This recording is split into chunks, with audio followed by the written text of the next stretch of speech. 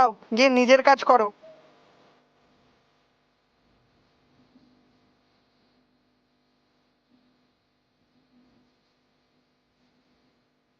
না না, এইভাবে চললে তো আমার ব্যবসাতে অনেক ক্ষতি হবে। এখনো পর্যন্ত একটাও কাস্টমার হলো না।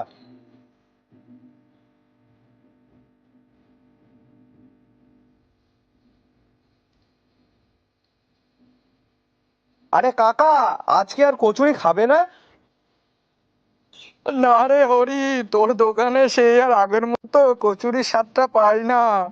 তাছাড়া তুই এখন কচুরির দামটাও বাড়িয়ে দিয়েছিস। তাই এখন ওই নতুন দোকানেই কচুরি নাকি খুব ভালো, ওখানেই যাচ্ছি। হ্যাঁ হ্যাঁ, যাও যাও, আমিও দেখি কতদিন ওই নিতাইয়ের দোকানে খাও।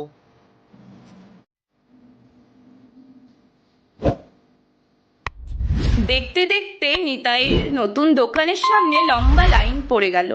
আর ওদিকে হরিপদর দোকান পুরো ফাঁকা। সারাদিন বসে থেকে সে একটাও কচুরি বিক্রি করতে পারলো না।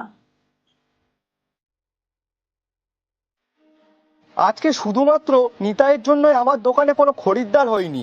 আমার যে কি রাগ হচ্ছে না, সে আর কি বলি। রাগ করে তো কিছুই হবে না। তাছাড়াও তুমি কি জানো কেন আজ তোমার দোকানে লোক নেই? কেন? কারণ লোভ মানুষের চোখ অন্ধ করে দেয়। তুমি বেশি লাভের আশায় মানুষের বিশ্বাস হারিয়েছো।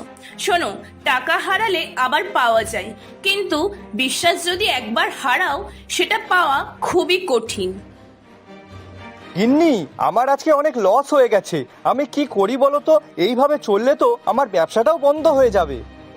কি আবার করবে? আগের মতো ভালো কচুরি বানাতে শুরু করো, দামও কমিয়ে দাও, আর যারা দোকানে আসতো তাদের কাছে ক্ষমা চেয়ে নাও। তাতে কি আদৌ ঠিক হবে? ঠিক হতে তো সময় লাগবে, কারণ তুমি যে মানুষের বিশ্বাস হারিয়েছো, আর সেটা পেতে যে তোমার সময় লাগবেই।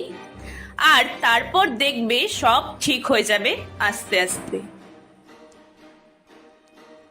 ঠিক বলেছো গিন্নি, আমি কালকেই সবার কাছে ক্ষমা চাইবো, আর আবারও আগের মতোই ব্যবসাটা করব।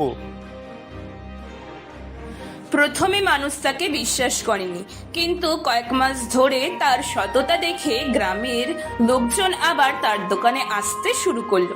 ধীরে ধীরে হরিপদর ব্যবসা আগের মতো জমে উঠলো, কারণ সে বুঝতে পেরেছিল অতিরিক্ত লোভ সাময়িক লাভ দিলেও শেষ পর্যন্ত ক্ষতি ডেকে আনে। আমি নিজের ভুলটা বুঝতে পেরেছি, আর এটাও বুঝেছি যে লোভে পাপ, পাপে সর্বনাশ। সততা ও বিশ্বাসই ব্যবসার আসল সম্পদ, আর এটাই আপনারাও মনে রাখবেন।